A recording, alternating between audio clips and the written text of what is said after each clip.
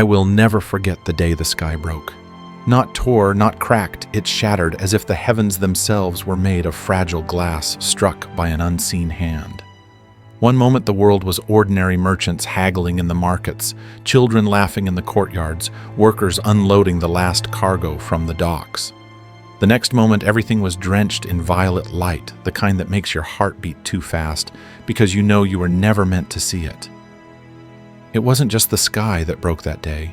It was our certainty, the belief that tomorrow would look like yesterday, the trust that ships would always arrive, that prayers would always be answered, that life, however harsh, would always continue in its familiar rhythm. In a single breath, that rhythm stopped. When the heavens shattered, I realized something no one had ever dared to say out loud. The strongest chains are not made of iron or steel. They are the stories we tell ourselves about safety. And when those stories collapse, the human heart is left naked, forced to decide, do we cling to the fragments or do we step into the abyss of the unknown? That was the night Veles changed forever. But it was also the night something inside me awoke. Hunger does not arrive like thunder. It creeps in quietly, disguised as small inconveniences, a market stall left empty, a delay in the next shipment, the taste of watered-down broth that used to be rich with grain. At first, no one noticed. Or perhaps we all noticed, but we chose not to speak of it. Silence is its own form of denial. But when the ships stopped coming, the silence broke. On Veles, we used to believe that faith kept us alive.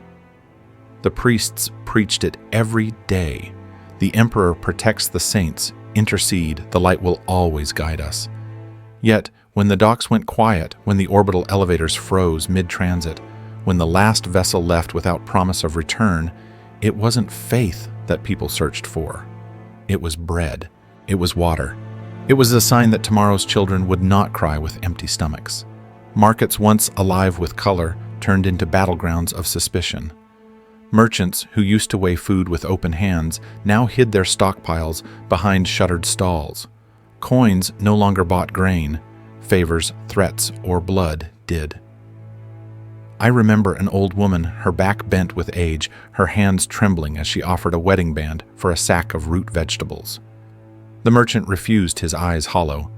"Metal cannot feed me," he said, "not when my children starve." That moment spread like wildfire, a symbol of collapse, more powerful than any official decree. And the officials, they played their own game of survival. The governor's voice echoed through the Vox systems, recorded long before the truth had settled. "Remain calm. Supplies are being managed. The Emperor's light will return." Her words were a plaster bandage on a wound that was already festering. Rumors whispered that her palace was preparing for departure, fresh food weapons guards, if true. She was not preparing to save us, but to abandon us. Conflict grew teeth in the streets. At first it was shoving matches outside distribution centers. Then it was fists, then knives. Fear, once hidden behind polite masks, turned feral. I saw neighbors who once shared salt and stories across kitchen tables, now glaring at one another as enemies. Suspicion had replaced friendship. Desperation had replaced faith. This was the first truth I learned when order cracked. Hunger changes the human soul faster than any sermon or speech. It strips away civility, peels back the layers of ritual and tradition, and leaves behind something raw, something primal. Yet hunger does not only consume bodies, it consumes trust. It consumes the fragile threads of community. It makes us ask questions we once thought unthinkable. Would I steal from my brother? Would I let another starve if it meant my child lived one more day? Would I kill for a loaf of bread? Veles, once a shrine world whispered about in pilgrim songs, was no longer a place of prayer. It had become an arena where survival itself was worshipped. And here is the paradox that haunted me. Even in this unraveling, there was still a strange order. The Arbites patrolled with shotguns not to protect the people, but to protect the gates to the upper spires. The priests preached not hope, but obedience urging us to wait, to trust, to sacrifice for the unseen future. And the common folk, broken and hungry, began to listen, not to the words of authority, but to the whispers of new prophets rising in the shadows. It was then I realized when hunger breaks the old order, something darker always rushes in to replace it. That was the seed of our downfall. Fear has a sound. It is not the roar of thunder or the scream of artillery. No fear is quieter, like the scraping of boots in an alley at midnight, like a whisper you cannot trace, like the long silence before a door creaks open. On Velis, when hunger had stripped away the veneer of order, fear found its voice, and it began to speak through men and women who claimed to see the future in the ashes. The first time I heard one of them was in the marketplace.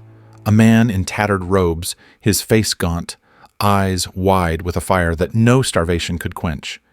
He stood atop an overturned crate and shouted not about food, but about destiny. The sky shattered because the old gods are dead, he cried. A new power rises, one that will feed the faithful. People laughed at him at first. A month earlier, they would have dismissed him as a lunatic. But when your stomach is empty, when your child cries at night for bread that does not exist, words, even mad ones, become a kind of nourishment. And so the crowd stayed. They listened. Some wept, some nodded, and something in me froze, because I understood in that moment how desperation rewires the human soul. We don't just crave food, we crave meaning. When order crumbles, when institutions betray us, when silence fills the sky where prayers once echoed, we look for someone, anyone who can tell us why. That was the true terror, not the hunger, not the riots, not the silence of the governor's palace. The terror was that new stories were being born. Stories whispered in alleyways, painted in crude symbols on broken walls, spoken by starving men with trembling hands who swore they had touched something beyond the void. I saw it in their eyes, the fever of belief. It was the same look I once saw in pilgrims kneeling before relics, but now it burned darker, sharper, more dangerous.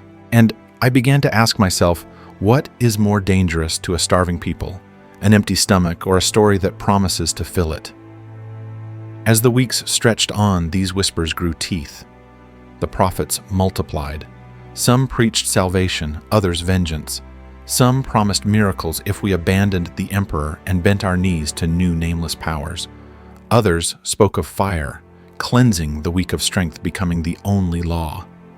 And in the shadow of famine, people began to choose sides.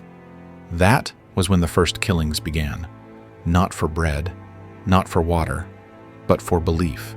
Neighbors who once starved together now accused one another of heresy. Children painted strange signs on doorways. Families disappeared in the night. And always, always the prophet spoke louder, as if feeding not just on faith, but on fear itself. I remember standing on the roof of the old Hab block where I lived, staring into the night sky that had once shattered like glass. No ships, no stars. Only that violet wound pulsing faintly like a scar that refused to heal. And I realized the truth. The sky had broken once. Now it was our souls that were breaking. Velis was no longer dying from hunger. It was dying from stories. Hope is not born in grand temples or in the speeches of rulers. It flickers first in the smallest, most fragile places, like a candle lit in a room that smells of ash. And on Velis, in the weeks after hunger gave way to violence, that fragile flame appeared where no one expected it, in the voices of children. It happened on a night when the air was thick with smoke from burning storehouses, when even the Arbites no longer dared patrol the streets. The marketplace was deserted. Its stalls overturned, its cobblestones smeared with dried blood. Yet in the midst of that ruin, I heard it, a melody. Thin, hesitant, but unmistakably a song. I followed the sound. In the courtyard of a collapsed Hab block, a group of children huddled together singing an old hymn to the emperor. Their faces were gaunt, their bodies frail, but their voices, oh, their voices were strong. They sang as if defying the silence of the sky, as if daring the shattered heavens to listen. And something stirred in me. I wasn't alone. Others gathered, drawn by the sound like moths to a fragile flame. Some wept openly, others fell to their knees. For a few minutes in that circle of ruin, we remembered what it felt like to be human. It would be easy to dismiss that moment as sentiment, a flicker of nostalgia in a city descending into madness. But I believe now, looking back, that it was more. It was proof that even in the darkest nights, the human spirit seeks light, not the blinding oppressive fire of fanaticism, but the fragile, trembling glow of connection. Because hope is not about denying suffering. Hope is born when, despite the suffering, we choose to hold on, when we dare to sing in a world that tells us to stay silent. That night, people began to share again. A soldier broke his ration bar and handed half to a stranger.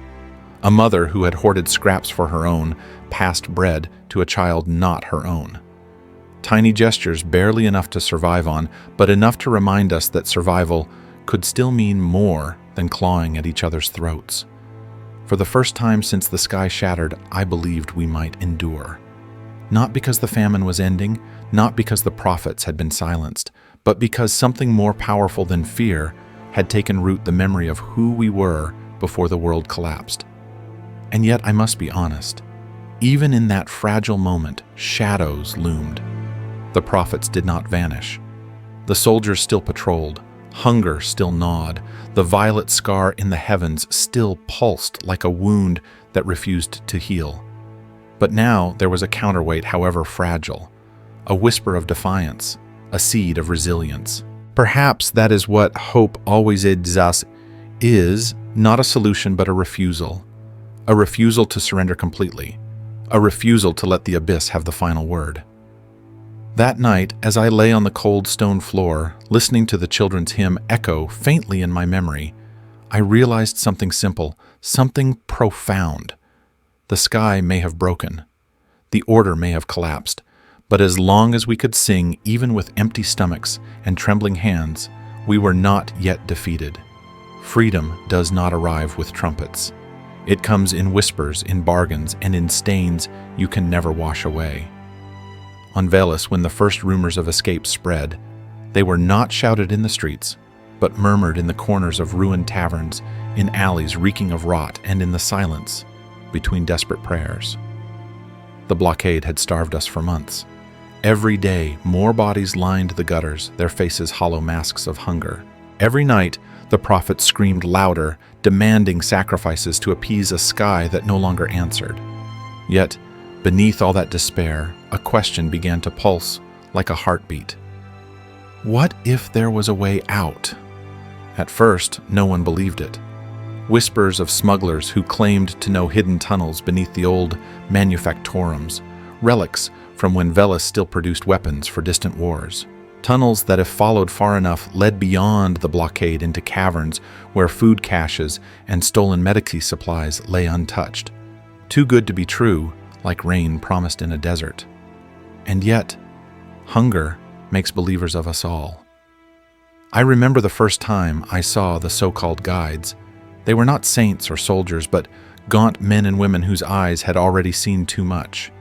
Scarred, silent, their clothes patched with scraps of armor. Survivors who had learned that hope was currency and that every promise carried a price. The bargain was simple: follow them into the dark, carry only what you could bear, and never speak of what you saw. In return, perhaps, just perhaps, you would live. But there was a rule they repeated more than once, carved into our minds like scripture. Not everyone who enters the tunnels comes back, and not everyone who comes back remains the same. The first journey felt like descending into the throat of some forgotten beast. The air was damp, metallic, heavy with echoes of machinery, long dead. Flickering lumen strips still clung to the walls, powered by reactors that should have failed centuries ago. Every step deeper felt like stepping further from humanity, further from light, further from the fragile songs of the children above. And yet we followed, because survival was louder than fear. I remember gripping the hand of a boy no older than 12. He asked me in a whisper that barely reached my ears, "Will the sky be different outside the tunnels?" I had no answer. but I squeezed his hand because sometimes silence is the only mercy we can give. Not all of us returned from that first descent. Shadows moved in the dark that were not ours. Machinery groaned as if still alive, reacting to our intrusion. And when we finally emerged, again, clutching stolen rations like holy relics, the air on the surface smelled sharper, crueler, as if the world above resented our survival. But we were alive. And that fact alone felt like rebellion. The city changed after that. The prophets still raged, the soldiers still patrolled, but a current of defiance had been born. People whispered about the tunnels, about the food hidden below, about the possibility that maybe, just maybe, the blockade would not starve us all. And yet, in the quiet of my heart, I knew the truth: survival always demands payment. For every handful of grain we carried, someone had not returned. For every vial of medicine, a shadow had grown longer in the tunnels. And though we pretended otherwise, though we shared bread and sang songs of fragile hope, we all knew the cost was only beginning. Because freedom is never free. It is a bargain written in hunger, in fear, and in the silence of those who vanish into the dark. Freedom never arrives like a sunrise. It does not blaze in glory or announce itself with fanfare. Instead, it comes like a thief in the night, quiet, suspicious, and always demanding something in return. On Veles, when the blockade had starved the streets and silence hung heavier than the smoke, people began to whisper about survival, not as a dream, but as a bargain. The first rumors spread like sparks in dry grass tunnels beneath the manufactorums, relics from wars long past, passageways that twisted under the city, and if the stories were true, led beyond the walls of hunger. At first, no one believed it. Desperation breeds lies, and hope, more often than not, is just another cruel trick. But when your children's ribs press against their skin, when the last crust of bread is fought over, like treasure even, lies begin to sound like promises. I remember the night I heard it first. The air in the tavern was thick with smoke and despair. Men drank to forget women, traded prayers for crumbs, and in the corner, a scarred figure leaned forward and whispered, "There is another way, but it has a price." That was how all stories of escape began, not with certainty, but with fear wrapped in possibility. They called themselves guides, survivors marked by wounds no surgeon could mend, by eyes that had seen too much and yet refused to close. They were not leaders, not prophets, not soldiers. They were shadows of people who had already paid the cost and lived to tell others what survival demanded. Their rule was simple, repeated until it became a curse. Not everyone who enters the tunnels comes back, and not everyone who comes back remains the same. The descent was like falling into the mouth of some ancient machine. The air reeked of rust and damp stone. The walls pulsed with the ghost of forgotten power. Lumen strips flickered faintly, casting pale light that seemed to recede the moment we stepped forward. Every caw, every sound echoed too loud: the scrape of boots, the ragged breath of children, the rattle of empty canteens. It felt less like walking through tunnels and more like trespassing through the veins of something alive. I held the hand of a boy that night. 12, maybe younger, his eyes wide and hollowed by hunger. He asked me barely above a whisper, "Is the sky different outside?" His question cracked something inside me, because I did not know. I had no answer, no truth to offer. All I could do was squeeze his hand tighter, hoping that silence could serve as comfort. The tunnels tested us. Shadows moved in the dark. Machinery groaned like dying beasts, and sometimes the silence itself felt predatory, as if the dark was watching. When we finally emerged, carrying sacks of grain and stolen medici, the surface air tasted sharper, crueler, as though the city itself resented our survival. But we were alive, and that alone felt like rebellion. Hope spread quickly. Families whispered about the tunnels. Prophets raged louder, sensing their power slip. Soldiers grew restless, uncertain of whom to trust. And for a moment, just a fragile, fleeting moment, the people of Veles believed the blockade might break. But deep inside, I understood the truth. Every grain we held was bought with someone else's absence. Every vial of medicine was a debt carved into memory. For each survivor, there was another who never returned from the dark. We celebrated with songs and bread, but the shadows of the tunnels followed us, silent reminders of the price we had agreed to pay. Survival is never free. It is a contract written in hunger, in silence, and in the faces of those left behind. And though the city above clung to whispers of salvation, I could already feel it. The cost was only beginning. Rebellion never begins with fire. It begins with whispers, quiet, fragile, dangerous, only because they refuse to die. In Valus, those whispers grew in the cracks left behind by hunger and fear. Where silence once ruled, voices began to stir, testing the weight of words as if they were weapons. At first it was small, a mother telling her son that soldiers bled just like men, a worker murmuring that the prophets demanded obedience, not from faith but from fear, a child daring to ask why the skies remained broken, while the rulers sat in their towers untouched. Each whisper was a pebble, striking glass alone, insignificant, together enough to shatter the silence that smothered us for years. But words alone are never enough. They needed faces, symbols, something for the desperate to cling to. And so came the first marks, chalk lines scrawled in alleys, the crude shape of a bird with wings unfurled. No one admitted to drawing it, yet it appeared everywhere. Overnight, scratched into doors, painted on crumbling walls, traced in ash on broken statues. To some it meant nothing. To others it meant rise. The soldiers noticed quickly. Boots thundered through the streets. Patrols doubled, curfews tightened. They tore down the symbols, but for everyone erased, 3 more appeared. Fear once their weapon turned against them. Because when people learn they are not alone, even their chains feel lighter. I remember the night the first voice rose above a whisper. It was not in a square nor in a temple, but in the tunnels where we had stolen our survival. A young woman climbed onto a rusted platform, her clothes still caked with dust from the mines. She raised her fist and shouted, "We are not cattle. We are not forgotten. We are still alive." Her words shook something loose inside us. For months we had spoken only in secrets. That night we roared. The rebellion did not look like armies. It looked like bakers hiding grain for the hungry instead of handing it to tax collectors. It looked like children carrying messages faster than soldiers could track. It looked like old men standing in the path of armored convoys, daring them to fire. Every act was small, almost invisible. Yet each one was a thread, and together those threads began to weave a flag no tyrant could ignore. But rebellion also comes with its cost. Soldiers responded with brutality.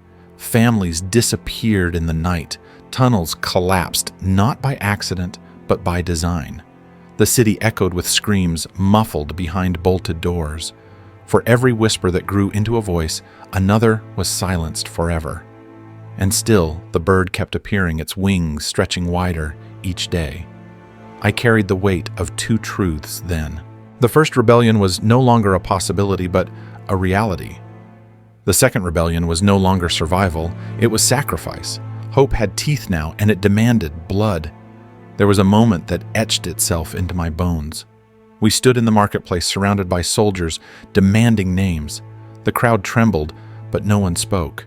Then from somewhere in the back, a boy's voice rang out clear and steady. "The bird belongs to all of us." The soldiers dragged him forward, no older than 14, his face streaked with soot and defiance. They beat him until the cobblestones turned red, but not a single soul betrayed another. That silence, that shared refusal, was louder than any battle cry. And it was then I understood rebellion was not about winning. It was about dignity, about choosing to stand even when standing meant falling, about showing the rulers that we still had a choice even if every choice bled. The whispers had become shouts, the bird had become flight, and Velis, long choked by fear, had begun to breathe again, ragged, painful, but alive. faith is never destroyed in an instant. It erodes slowly like stone, worn down by endless rain, until one day a single crack splits it apart. On Veles, that crack came not from enemies in the void, but from within our own temples. The Basilica of St. Drusilla had once been the heart of our world. Pilgrims traveled light years to kneel beneath its towering arches, to touch the relics that glittered behind glass, to whisper prayers into air heavy with incense and hope. Even in the darkest seasons, when food ran scarce and ships were delayed, the people clung to those walls as proof the emperor had not abandoned them. But when the sky broke, the basilica did too. The priests stripped the reliquaries bare, melting silver chalices into coins, smuggling relics up spire, while the hungry starved at the gates. The golden-robed cardinal preached of sacrifice while preparing his escape. And in that betrayal, faith, once unshakable, became something fragile, bitter, dangerous. It was in those ashes that Father Thad rose. I still remember the first time I saw him after the collapse. He was not draped in silk, nor armored in authority. His robe was simple, threadbare, stained with his own blood where scars were carved into his flesh. And yet when he spoke, his voice carried more power than the governor's decrees or the cardinal's sermons ever had. He did not promise food, he did not promise safety, he promised meaning. That the suffering was not random, but a test. That the emperor had turned his face away to see who remained faithful. And to the desperate that lie felt like truth. Crowds followed him into the basilica's hollow shell, chanting prayers twisted into battle cries. Mothers lifted their starving children and wept as he declared their hunger holy. Men knelt as he sliced open his palms, declaring that blood was the only offering that could ignite the emperor's light once more. They believed him because belief was all they had left, but faith, when twisted, becomes more dangerous than any weapon. I saw it in their eyes, a light that was not hope, but fever, a hunger not for bread, but for sacrifice. Already, whispers spread of purification of those deemed unworthy to survive the emperor's trial. Neighbors eyed one another with suspicion, not for betrayal of law, but betrayal of faith. And yet part of me understood them. When the world collapses, people will cling to anything, any symbol, any promise that gives shape to the chaos. Better a cruel lie than no story at all. Better a bloody altar than the silence of an empty sky. I wrestled with it in my own heart. Was it truly madness to believe could Thad be right? Maybe the emperor demanded this trial. Maybe the blood of the faithless really could restore the light. Doubt is a parasite, and it fed on me as surely as hunger did. But then I remembered Linnea's trembling hands raw from stripping relics at the priest's command. I remembered the governor's ship stocked with grain and weapons for her own escape while we starved. I remembered the astropaths who clawed their own eyes out when the Astronomicon went dark. If that was the emperor's plan, then perhaps the emperor was no savior at all. And so, faith fractured. Some clung to Thad's promise of blood and fire. Others whispered of rebellion, of breaking free from both temple and throne. Most simply staggered forward, too weak to choose, swept along by whichever tide carried them next. The basilica that once united us had become a battlefield not of weapons, but of stories. Whose truth would shape our future, whose voice would define our suffering. In the end, I understood this faith is never about gods. It is about power, about who decides which pain has meaning and which does not. Father Thad understood it. The governor understood it. And slowly, painfully, so did I. The city burned with hunger, fear, and lies.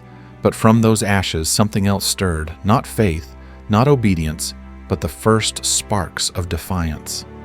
Rebellion never begins with fire.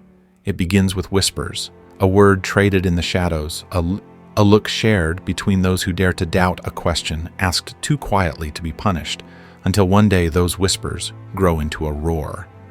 On Veles, the roar had not yet come. The city was still fractured, clinging to whatever scraps of order remained. The upper spires hoarded supplies behind Arbite's barricades. Father Thad's followers filled the basilica with chants of blood and sacrifice. And the rest of us, the dock workers, the hab dwellers, the nameless millions, were caught between starvation and madness, too weak to fight, too afraid to choose. But fear can only hold for so long before it transforms. Hunger sharpens it. Loss hardens it. Betrayal sets it aflame. And in that crucible, rebellion is forged. I remember the first time I heard someone speak openly against the new order. It was in a half-collapsed merchantry where survivors scavenged through shelves stripped bare.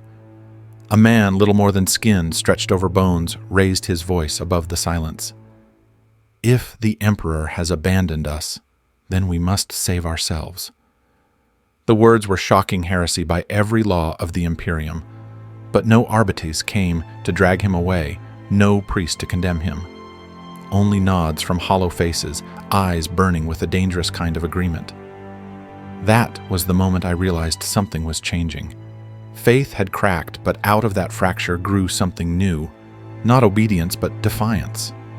And yet rebellion was not a banner raised high. It was a seed, fragile and uncertain.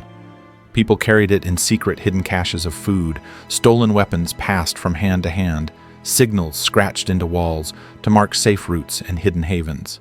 We lived in a world of shadows, where every ally might be a spy, and every whisper a trap. But the seed still spread, because once a people see their gods fall silent, once they watch their rulers abandon them, they can never be ruled the same way again. The conflict was not only against Father Thad's zealots, or the governor's guards. It was inside us too. For every voice calling for resistance, another trembled with fear. For every hand that gripped a makeshift weapon, another clutched a relic praying for salvation that would never come. We were torn between the comfort of lies and the terror of truth that we were alone, and survival would come only if we seized it ourselves. But rebellion thrives on stories just as faith does. And soon new stories began to circulate. Tales of dock crews who ambushed RBT's convoys stealing food for their hab blocks. Whispers of a hidden leader gathering survivors to strike back against both cultists and tyrants. Claims perhaps lies, perhaps truth that even among the governor's soldiers some had deserted, disgusted by her betrayal.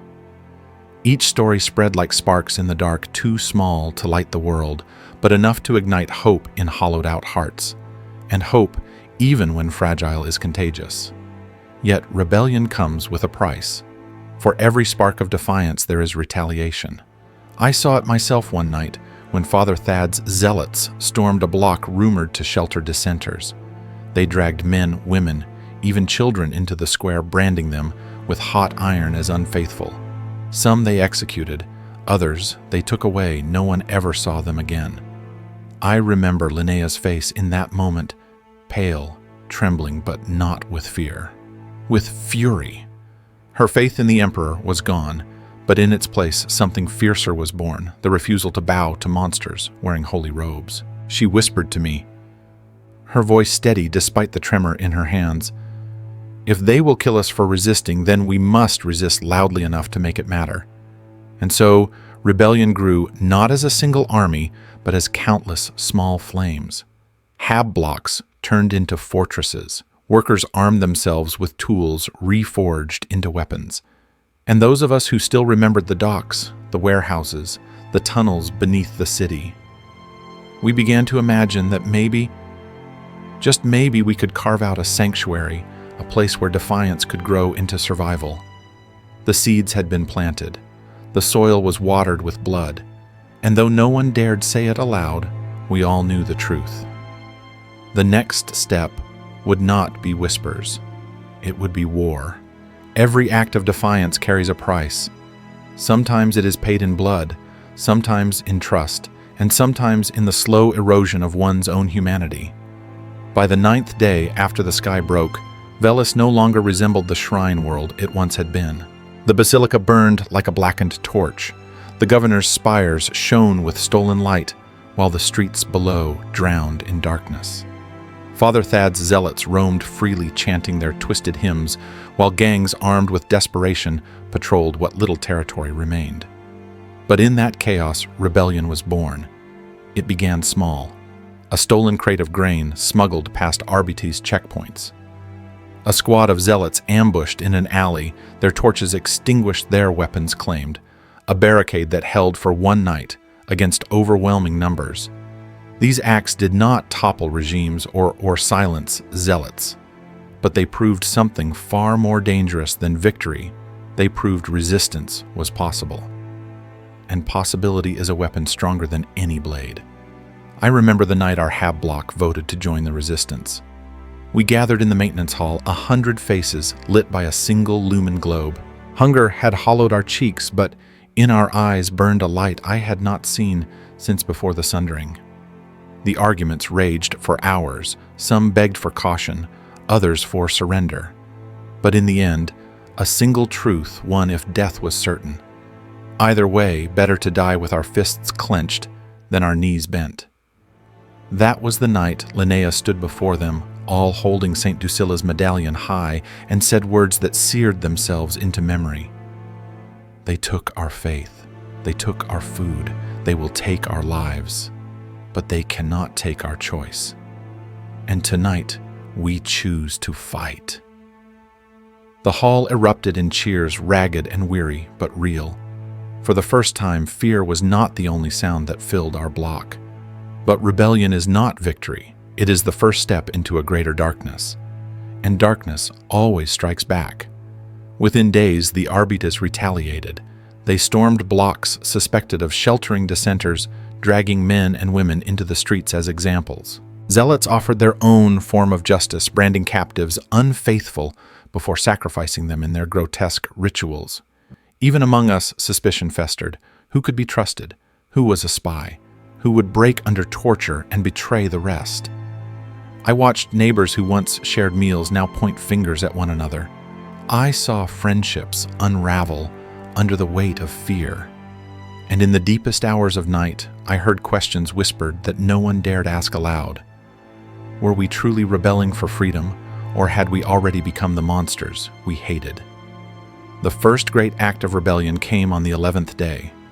A coordinated strike against the Arbites' supply depot. A desperate gamble meant to secure food and weapons for the starving blocks. We moved through service tunnels armed with pipe spears, shock batons, and little else. Every step echoed with the knowledge that failure meant execution.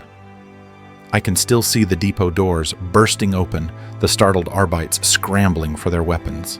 The clash of metal on metal, the shouts, the screams. We fought like men possessed, not because we were strong, but because there was no other choice. And when the dust cleared, the impossible had happened. The depot was ours. For one night, hope returned. We feasted on stolen rations, armed ourselves with Arbites' shotguns and flak armor, and whispered that maybe, just maybe, the tide was turning. But victories in rebellion are cruel gifts. They come wrapped in blood, and the cost is always greater than expected. By morning, retaliation came swift and merciless. Arbites' reinforcements descended, with precision zealots howling at their side. The depot became a slaughterhouse. I saw friends cut down in the doorway, neighbors torn apart by shotgun blasts, the air filled with the stink of promethium and burning flesh. We fought, yes, but we were outnumbered, outgunned, outmatched. When retreat was called, only a handful of us escaped, dragging wounded bodies through tunnels that reeked of smoke and despair. Linnea's hand gripped mine, the whole way her knuckles white, her face streaked with soot and tears. Behind us, our so-called victory burned. That night, silence ruled our block. No cheers, no speeches, only the hollow knowledge that rebellion had teeth, and it bit hardest at those who dared to hope. Yet even in defeat, something strange lingered. A spark refused to die. We had lost, yes, but we had also proven that the Arbites could bleed, that the Zealots could be pushed back, that the governor's fortress was not untouchable. And though we mourned the fallen, though we trembled, at the price paid, the seed of rebellion had already grown too deep to be uprooted. Because rebellion is not measured in victories, it is measured in persistence, in the refusal to kneel even when the cost is unbearable, and on Velis, amid smoke and ashes, persistence remained. There are victories, You can see banners raised, enemies broken, crowds rejoicing. And then there are victories you only feel in your bones, victories so fragile that they crumble the moment you try to hold them. Ours was the latter. After the bloodbath at the depot, the survivors stumbled back to our hab block with nothing but wounds and memories. The air still stank of promethium. The sky burned in unnatural hues, and the whispers of Father Thad's zealots carried on the wind like a plague. Yet in that ruin, something unexpected took root. Not triumph, not joy, but resilience. The Arbites thought their show of force would break us. The Zealots thought their rituals of terror would scatter us. Instead, we endured. And endurance, I came to realize, is its own form of defiance. That night, I sat with Linnea on the roof of our block. The city stretched before us, a graveyard of spires and smoke punctuated by the glow of fires that never seemed to die. She leaned against me, her body frail from hunger, her spirit weathered from grief. Yet her voice was steady as she whispered, "Maybe freedom isn't about winning. Maybe it's about refusing to give them our souls." Her words lingered long after she fell asleep beside me, because she was right. Freedom was no longer a banner or a battlefield. It was the simple act of choosing for ourselves, even when every choice ended in loss. It was the decision to keep loving in a world built on hate, to keep remembering when others begged us to forget, to keep standing when every force demanded we kneel. The next days blurred into one another. We scavenged what little food remained. We fortified the block with furniture and debris, knowing it would not stop a determined assault, but finding comfort in the act of preparation. We rotated watches. We whispered stories of the old days, festivals, markets, the light of the basilica's stained glass before it was shattered. Nostalgia became our weapon.